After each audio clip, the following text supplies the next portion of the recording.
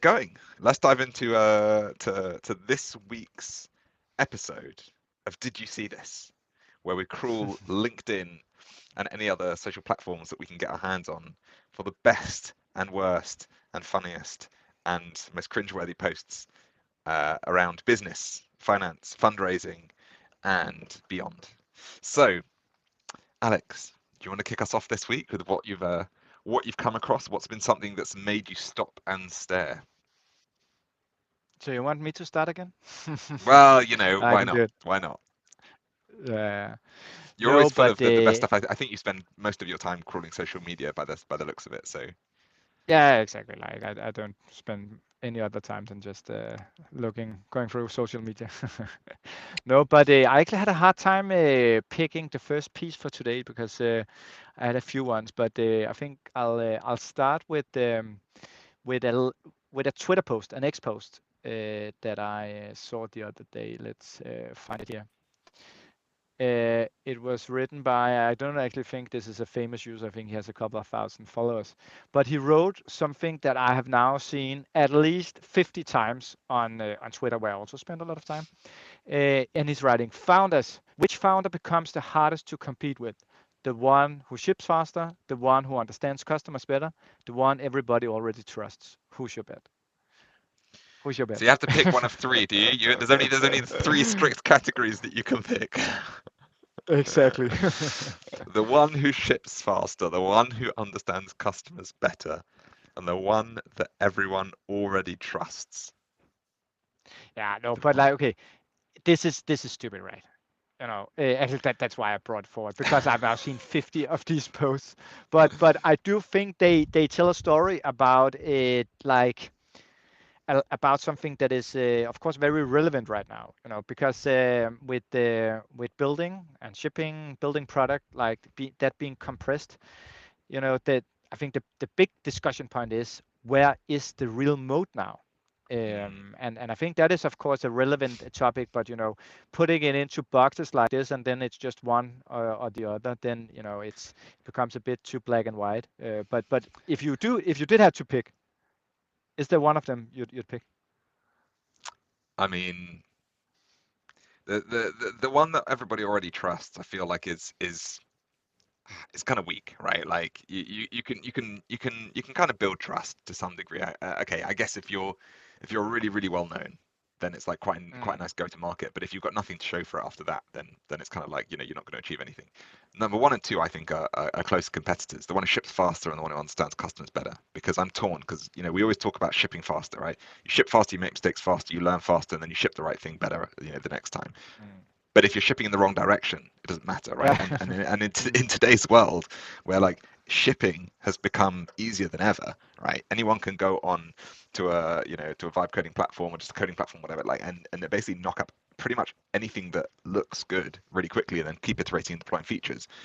But that's no longer the mode. Okay, the reality is building a production ready application is much harder than it seems, right? And most of these fail when it comes into actually putting it into deployment. But um, but a lot of the value right now comes in like how well do you know your industry, well do you know what people want, and how well do you sort of build in that right direction. So I still kind of go with number one if you force me to pick. I still think it's about shipping faster, but with a strong a strong sprinkle of who understands Okay, customers better on top. okay. I actually thought that you were getting to the one who understands customers better with what you said. Okay, I'm going to take. Then I'm going to pick number two because I actually think what is happening in the world right now is that shipping faster is like, yeah, then marginally faster than anybody else, right? Because the time to ship is so short now that Hmm. well, this actually reminds me of one of the, I think it was the last YC Combinator call. They make these calls where they kind of say this is what we are looking for in our next batch. I think it was 1 or 2 months ago. And the second one on the list was something that was quite surprising, at least in the VC world. It was Mm, service-based companies. I don't think that mm, has ever been that has been like a no-go for VCs for the last forever. And that actually, when I saw it back then, I think I shared it already a couple of months ago with you. and what is baked into when they are looking for service-based companies, it's really this, right? Who understands customers better? It's the domain expertise, Sometimes you like look at knowing the what to world do. and you realize that it's just one big running track and we keep going around in circles and revisiting the same concepts over and over again. And when you're like, hang on, it wasn't long True. ago that we said service companies were like, no good, and then suddenly service companies become the hot new thing. And before long we're gonna change the direction again, and it's gonna be our service companies aren't any good anymore and it's not scalable enough and all that sort of stuff. It's just like we constantly repeat the same cycles. It happens in the market, it happens in technology, it happens in relationship Mm. dynamics, everything. It's just quite amusing to watch people, and like it doesn't take that many decades for these cycles to just come around again. No, no, 100%. All Very right, nice. Well, yeah, shall I? that was the first one, but yeah, I've actually got let's send something it, here. I bro. can share it. Let me share it. Actually, I've got something Okay, for you. cool. So you see this? Okay. Yeah. So this popped out for me. Um, The it good was a old little Michael pointed. Jackson. Yeah, it was a little pointed. Michael pops up a lot on my feed, and he comes with some great Uh, insights. So, um, it it was it's quite a pointed way of operating back in the day, and it kind of VC has got this aura um, of that it's very different from private equity, right? In essence, VC is just private equity with slightly different metrics and dynamics, right? So fundamentally, right, in private equity, where you probably go for a much lower failure rate, but maybe you aim to come in with a lot more money and get a 2x, 3x, 4x return on your investment. It's the same thing here. You're investing individuals' money trying to make a return, but instead you have a higher failure rate, and you hope to make a far greater return on every investment you make, right? And somehow we've put some sort of magical lens on that views VC very differently, right? And then it's like, how should people behave, and what should VC be like? And founders, I'm constantly conflicted as well by how people view founders as mm, on the one side, founders are yes, very mission driven, but also they're just also trying to make money and trying to make a big company, and a lot of the time get rich, right? And a lot of the time we also put founders in this box that founders are founders and they often don't have a lot of money, and you need to treat them well, and they're just trying to graft their way in the world, and so you should treat them with extra respect. You should treat them almost like charities, right? That like you should be very delicate with them, you should give them free stuff, and you should like, and sometimes I'm quite uncomfortable with the way that viewpoint is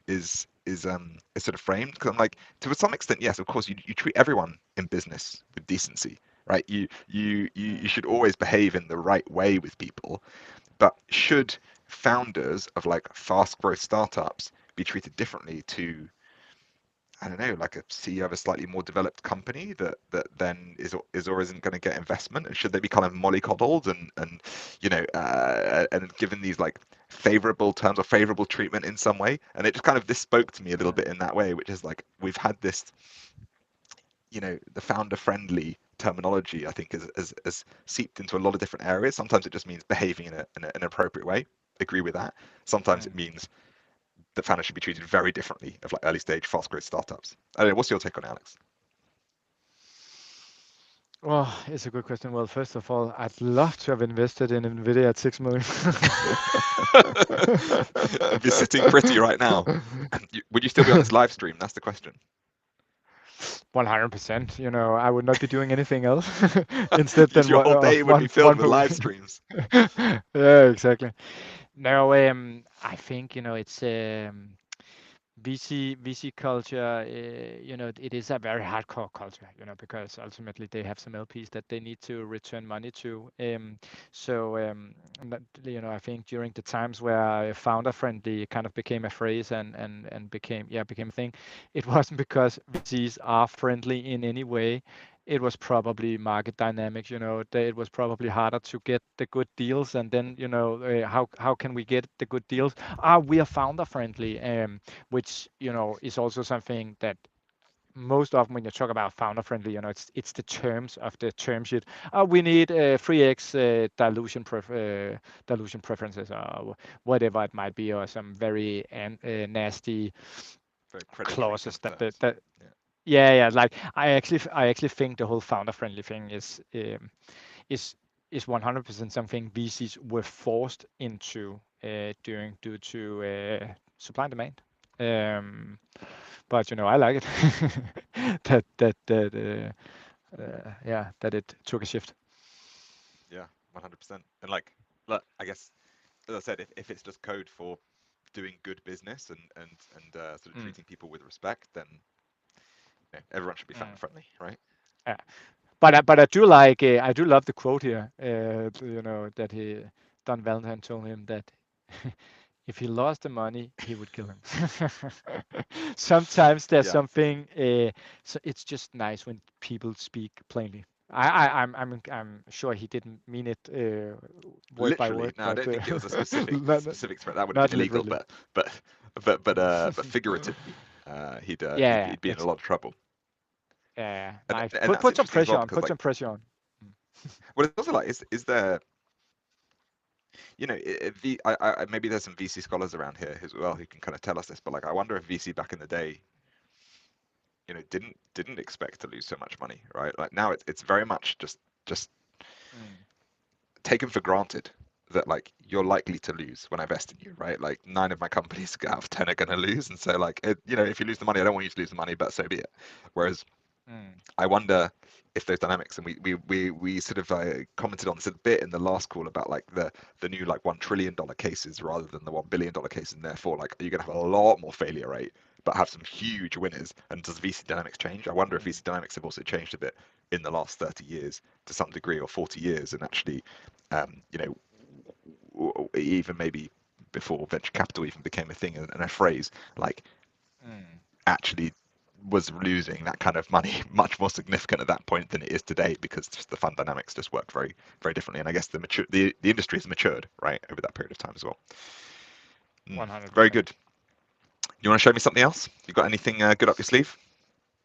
Yeah, but what I have next is like very much kind of a joke, or like we're changing tact quite a bit here to something a bit more personal. But it's about one of the themes of what we're doing here on this live stream is it's all about startups and being a founder. And I've been a founder for 16 years, but You I must be was tired, listening Alex. to yeah, I'm very tired. No, but what was it? It was last time I showed a piece from 20 VC, the Harry Steppings podcast that I love. Yes, and I just found it here. Let me share my screen. Um, and they were talking about something that I could like really relate to. Now let's see if we can. Last time I managed to get sound on. Let's see if it's the same this time. Otherwise, just let me know. But maybe you can still see uh, the Subtitles, yeah. subtitles. Can you hear? Okay, Yeah, I think so. then listen to what Harry is saying now. Do you find it difficult to contact switch in your relationship? My biggest problem now in my relationship is like I come home and I'm stressed. I've been bashed all day by whatever's happening. And then you come home and it's like they want to talk about life and just like normal things. And you're still in your zone.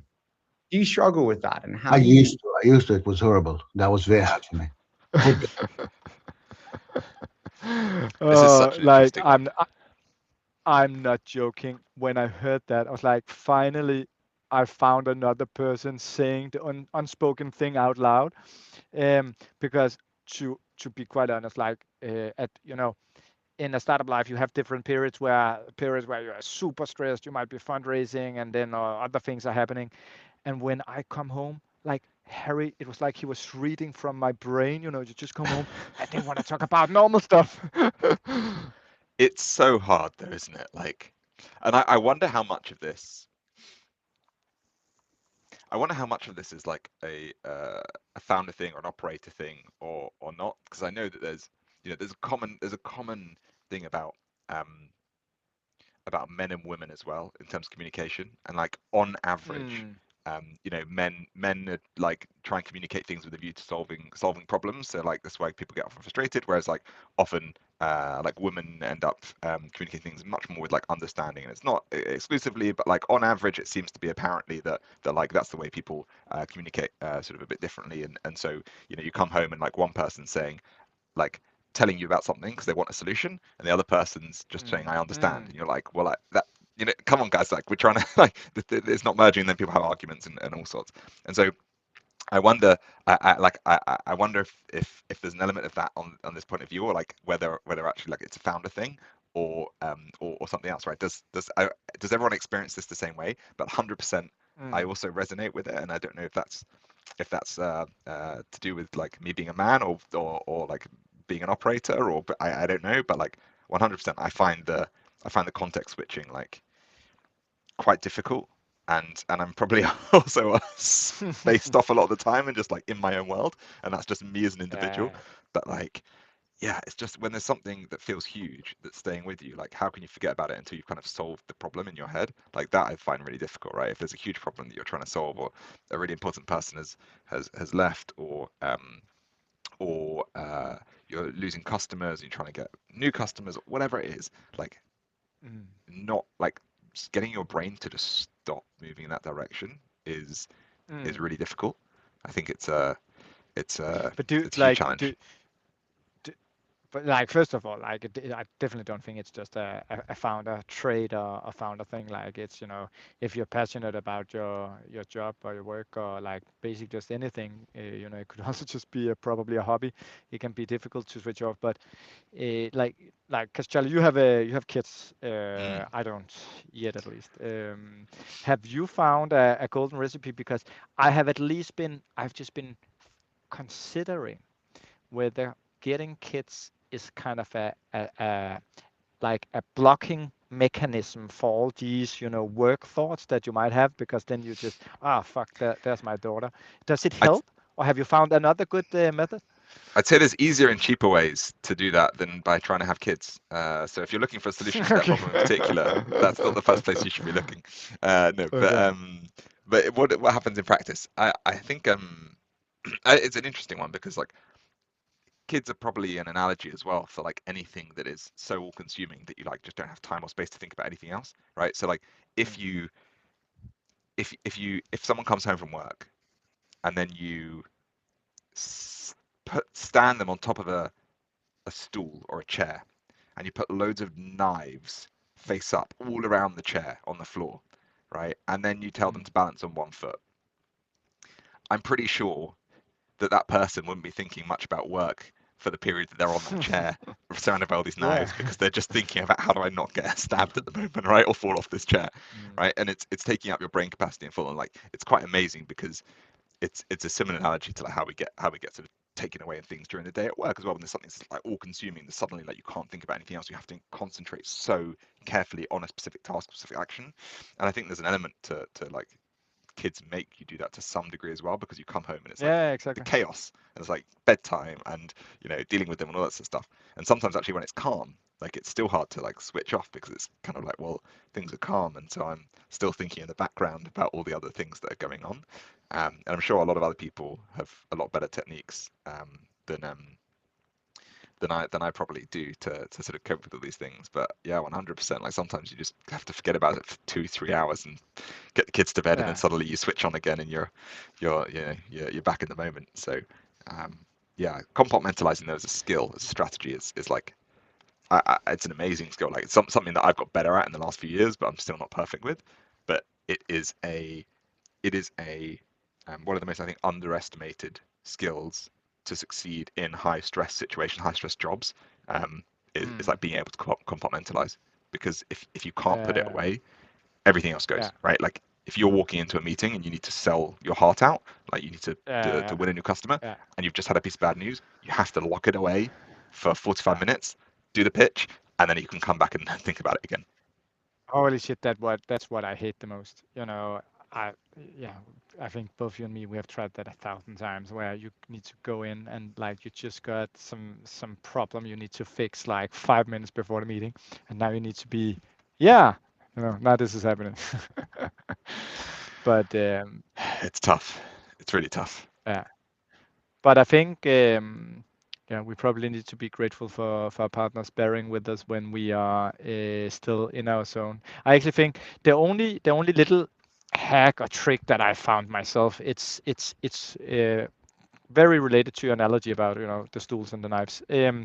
It's going for a run when I immediately after coming home from work, but because like it kind of, and then I need to run as fast as possible, so like really like getting my just so I almost can't breathe, getting my adrenaline up high, because then I cannot think about anything else than catching my breath.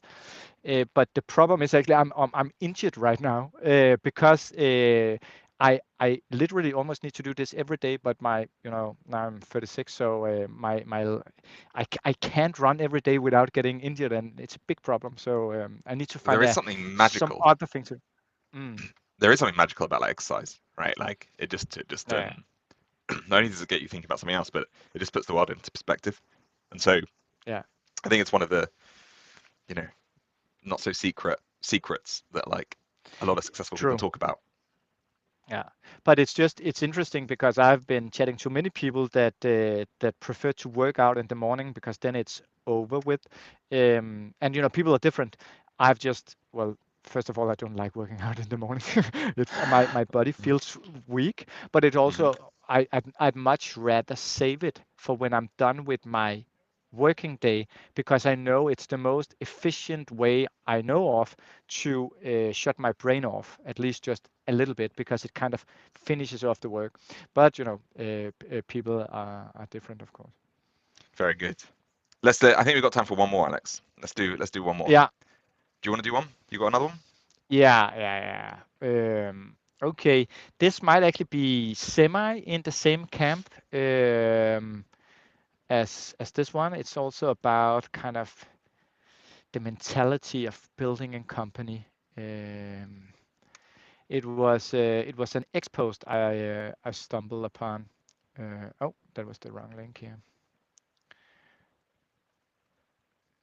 And it was written by the co-founder of Netflix. Let me share my screen here.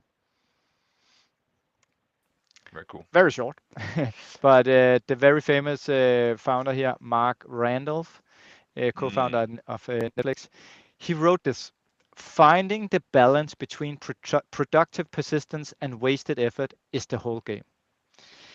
So when I read that, like it's one sentence.